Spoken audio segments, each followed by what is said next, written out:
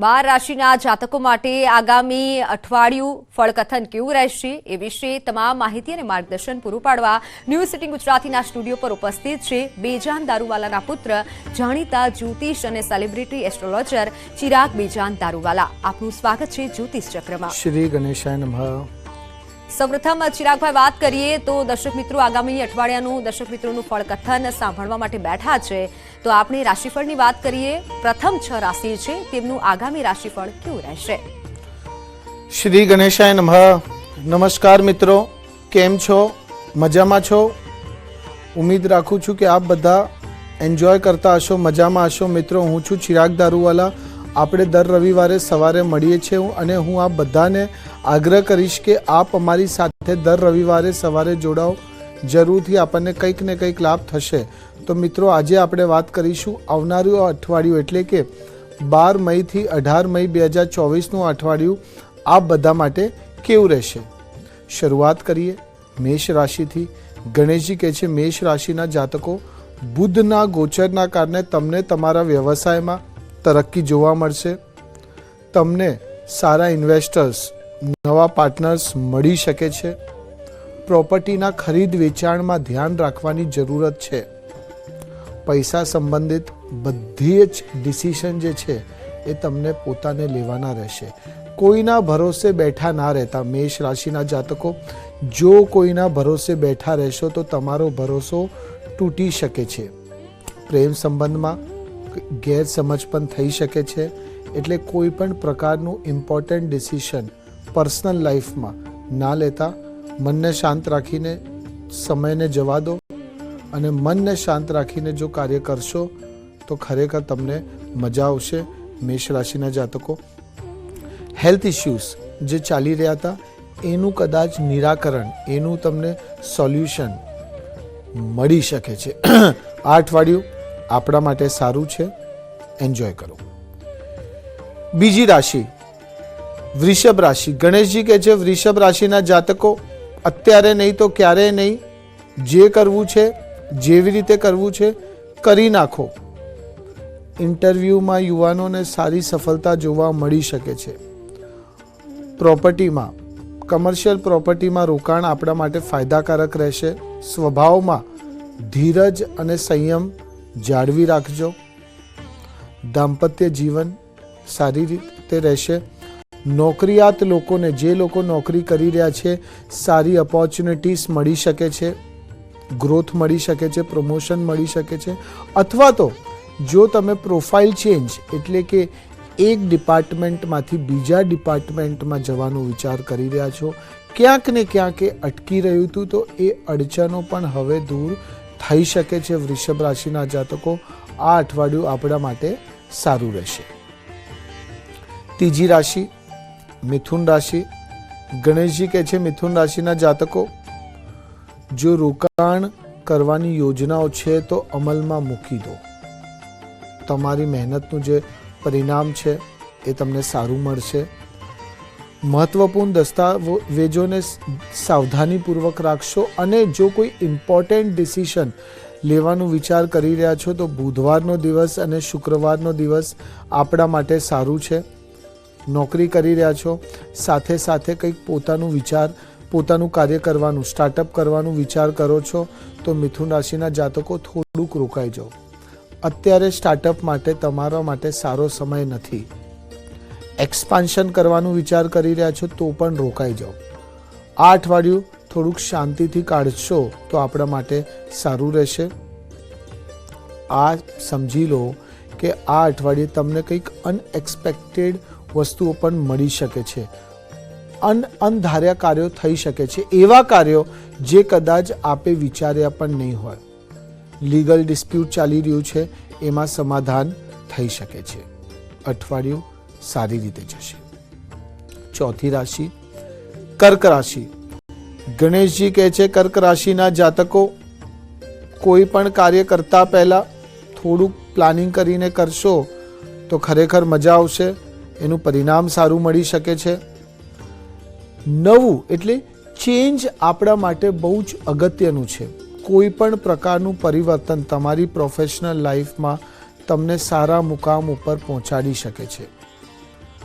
સંબંધોમાં સુધાર આવશે, આપસી પ્રેમ વધશે અને સૌથી ઇમ્પોર્ટન્ટ જે લોકો વિદેશ જઈને કંઈક કાર્ય કરવા માંગે છે, વિદેશ જઈને ભણવા માંગે છે, એ લોકોને કંઈક સારી ઓપોર્ચ્યુનિટીઝ મળી શકે છે. કર્ક રાશિના જાતકો, એમ ગણી લો કે આ અઠવાડિયું તમે નવા પ્રભાવશાળી લોકોના સંપર્કમાં પણ આવી શકો છો. એ લોકો તમને તમારા કાર્યમાં, તમને તમારા વ્યાપારમાં આગળ વધારવામાં મદદગાર સાબિત થશે. આ અઠવાડિયું સારી રીતે નીકળશે. પાંચમી રાશિ સિંહ રાશિ. ગણેશજી કહે છે સિંહ રાશિવાળા, જેટલું વધારે વિચાર કરશો એટલું તમે સ્ટ્રેસમાં રહેશો, એટલે વધારે વિચાર ના કરો. થોડુંક મનને શાંત રાખો, કારણ કે મને એવું લાગે છે કે તમે જે કાર્યો કરવાના વિચાર કરો છો કે ક્યારનું કરવાના હતા, તો એ કાર્યો અટકી ગયા છે, એ કાર્યો નથી થતા. એટલે કે એ કાર્યો કરવા માટે તમને થોડુંક મેન્ટલ હેપીનેસની જરૂરત છે. બીજું, કોઈના ભરોસે બેઠા ના રહેતા, પોતાના ઉપર ભરોસો રાખીને જો કાર્ય કરશો તો ખરેખર તમને મજા આવશે. જોબની સાથે સાથે, નોકરીની સાથે સાથે જો તમે કોઈ પોતાનું સાઈડ બાય સાઈડ વેપાર શરૂ કરવાનું વિચાર કરી રહ્યા છો, તો ગણી લો શુક્ર આપણા જીવનમાં કંઈક ઓપોર્ચ્યુનિટીઝ લઈને આવી શકે છે. તો શુક્ર પ્લાનેટ એટલે લક્ઝરી, એટલે કોઈ પણ પ્રકારનું લક્ઝરી પ્રોડક્ટનું વ્યવસાય, બ્યુટી પ્રોડક્ટ્સનું વ્યવસાય, service oriented sector, consultancy business, તો આ બધા વ્યાપાર આપણા માટે બનેલા છે. ઇમ્પોર્ટન્ટલી ફૂડ ઇન્ડસ્ટ્રી, તો એ ફૂડ ઇન્ડસ્ટ્રી રિલેટેડ, એટલે કંઈ રેસ્ટોરન્ટ ખોલવા માગતા હો, કંઈ ખાવા પીવાનું ખોલવા માગતા હો, તો એના માટે પણ આ સમય સારો છે. પણ પ્લાનિંગ કરવાની તમને બહુ જ જરૂરત છે. તમારું કાર્ય જે ઈચ્છેલા હતા એ પૂર્ણ થશે, એટલે તમારું મન ઓટોમેટિકલી પ્રસન્ન રહેશે. પારિવારિક વાતાવરણ ખુશનુમા રહેશે. આ અઠવાડિયું આપણું સારી રીતે જશે. છઠ્ઠી રાશિ કન્યા રાશિ. ગણેશજી કહે છે કન્યા રાશિના જાતકો, ધાર્મિક કાર્યોમાં માનસિક શાંતિ મળશે. નેટવર્કિંગનો સમય આવી ગયો છે. નેટવર્કિંગ વધારો, જેટલા લોકોને મળશો, જેટલા સંપર્કો તમારા વધારશો, એટલો તમને મજા આવશે, એટલું તમને ગ્રોથ જોવા મળશે. પરિવારના સાથે સમય વિતાવવાથી તમારું જે મન છે એ પ્રસન્ન રહેશે. અને બીજું, કોઈ પણ રોકાણ કરતા પહેલા એક્સપર્ટ્સની સલાહ લેશો તો આપણા માટે સારું રહેશે. ત્રીજું, શેર બજારમાં નિવેશ આપણા માટે લાભકારક છે, પણ ઉતાવળમાં, જલ્દબાજીમાં કોઈ પણ નિર્ણય ના લેતા, કોઈ પણ ફેસલો ના કરતો નુકસાનકારક સાબિત થઈ શકે છે.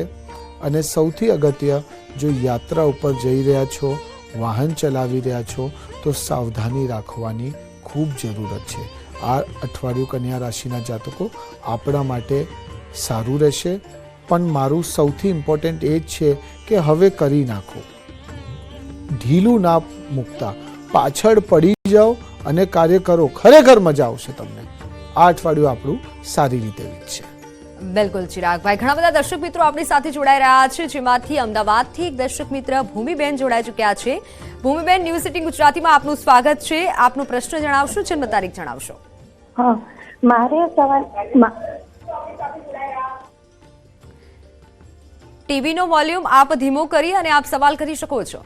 હા, મારો સવાલ એ છે કે મારા બાબાએ આ વખતે 12 સાયન્સની એક્ઝામ આપી છે, તો એનો જન્મ 3/35 છે, તો એને આગળ કરિયર માટે કઈ લાઈન સારી રહેશે?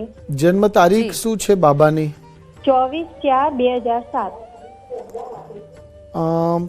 ફાઇનાન્સ સેક્ટર બાબા માટે સારું રહેશે. બીજું, મેનેજમેન્ટ સેક્ટર બાબા માટે સારું રહેશે. અને ત્રીજું, માર્કેટિંગ સેક્ટર. આ ત્રણ સબ્જેક્ટ્સમાંથી બાબો કોઈમાં પણ આગળ વધી શકે છે.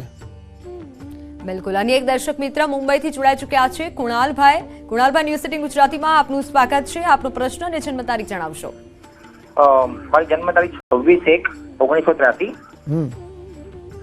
પ્રશ્ન છે કે મને આમાં કામમાં બધું અટકી અટકીને થાય છે, તો ક્યારે સારું રીતે થશે અને લગ્નનો યોગ ક્યારે રહે? કુનાલભાઈ, તમારું જે પ્રોફેશનલ લાઈફ છે એ સમય તો ખરેખર સારું ચાલી રહ્યું છે, પણ મને લાગે છે થોડુંક ઇમ્પ્રુવમેન્ટ લાવવાની હજુ પણ જરૂરત છે. અને એક સાથે 2 કે 3 કાર્યો ના કરો, એક કાર્ય ઉપર ફોકસ આપો, ખરેખર આપણને મજા આવશે. લગ્નનું એક ચાન્સ હજુ પણ મને દેખાય છે. આવનારું 15 મહિના આપણા માટે ખૂબ અગત્યના છે, પણ એની પાછળ પડી જશો તો કદાચ તમારા લગ્ન સારી રીતે થઈ જશે, ભવિષ્ય આપણું સારું રહેશે. બિલકુલ ચિરાગભાઈ. અન્ય એક દર્શક મિત્ર અમદાવાદથી પરેશાબેન જોડાઈ ચૂક્યા છે. પરેશાબેન, જ્યોતિષ ચક્રમાં આપનું સ્વાગત છે. જન્મ તારીખ અને પ્રશ્ન જણાવશો. હા, અમાર 30 એવું અને સવારે 4:30 વાગે જી. રવિ નામ છે, એના લગ્ન નથી થતા. એના સપ્ટેમ્બર 2024 થી ફરવરી 2026 નો જે સમય છે એ આપણા બાબા માટે સારું છે. આ સમય દરમિયાન લગ્નના યોગો બહુ સારા દેખાય છે અને તમે જે પણ સમાજના છો એ સમાજથી બહાર જઈને શોધજો, થઈ જશે. બિલકુલ ચિરાગભાઈ. અમદાવાદથી જ એક દર્શક મિત્ર જયપાલભાઈ જોડાઈ ચૂક્યા છે. જયપાલભાઈ, જ્યોતિષ ચક્રમાં આપનું સ્વાગત છે. પ્રશ્ન અને જન્મ તારીખ જણાવશો. 2/10/1968, જી. સમય સાંજે 4:33 અમદાવાદ. અને સવાલમાં એવું છે કે ઓપોર્ચ્યુનિટીઝ હજી બી મારી પાસે આવી છે, પણ કઈ સારી ઓપોર્ચ્યુનિટી મારી પાસે ઓફર આવે છે, પણ હજી કઈ ક્લિયર નથી થતું. જયપાલભાઈ, આપ શું વેપાર કરો છો કે શું જોબ શોધી રહ્યા છો? ના, મારે ઓલરેડી જોબ છે, મારું જ્વેલરીનું કામકાજ છે અને હજી બી સારી કંપનીમાંથી ઓફર આવી છે, પણ એ મટીરિયલાઇઝ નથી. જયપાલભાઈ, તમને એક તો લોકેશન જો બદલવાનું વિચાર કરતા હો તો એ આપણા માટે સારું રહેશે. બીજું, ઓપોર્ચ્યુનિટીઝનું તમે પૂછશો તો જુલાઈથી થોડુંક સમય પરિવર્તન થવાનું છે, તો એ પણ આપણા માટે સારું છે. અને ત્રીજું, મારા હિસાબથી તમે ગુરુનું નંગ જુપિટર આપણે કહીએ યલો સેફાયર એ પહેરો, પહેલી આંગળીમાં 5 કેરેટનું ગોલ્ડમાં. ગુરુવારના દિવસથી આને પહેરવાની શરૂઆત કરી દો. ખરેખર તમને તમારા વ્યાપારમાં, તમારી પ્રોફેશનલ લાઈફમાં તમને ગ્રોથ જોવા 100% મળશે. બિલકુલ ચિરાગભાઈ. અને એક દર્શક મિત્ર આણંદથી જોડાઈ ચૂક્યા છે, ભરતભાઈ. ભરતભાઈ, જ્યોતિષ ચક્રમાં આપનું સ્વાગત છે. જન્મ તારીખ અને પ્રશ્ન જણાવશો. નમસ્કાર મેડમ. નમસ્કાર, જણાવશો. મારી ડોટરનું નામ છે પૂજા અને એની જન્મ તારીખ છે 9/11/96. જી. એ યુએસએ માં છે અને એને ડાયવોર્સ પિટિશન ચાલુ છે એના પતિ જોડે. ને ગ્રીન કાર્ડ મળશે કે કેમ? ગ્રીન કાર્ડ તો થોડુંક ટફ લાગે છે, પણ મને લાગે છે કે આવનારા 2.5 થી 3 વર્ષ બેબી માટે સારા છે.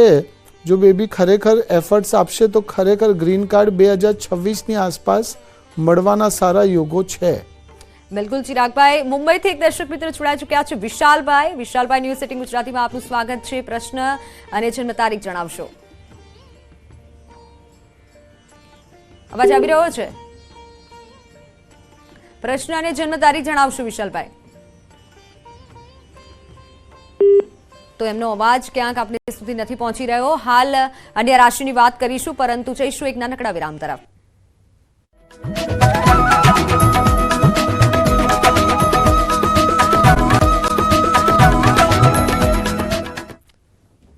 તો હવે વાત કરીશું તુલાથી લઈ મીન રાશિના જાતકોનું આગામી. ચિરાગભાઈ, રાશિફળ કેવું રહે છે તે જણાવશો.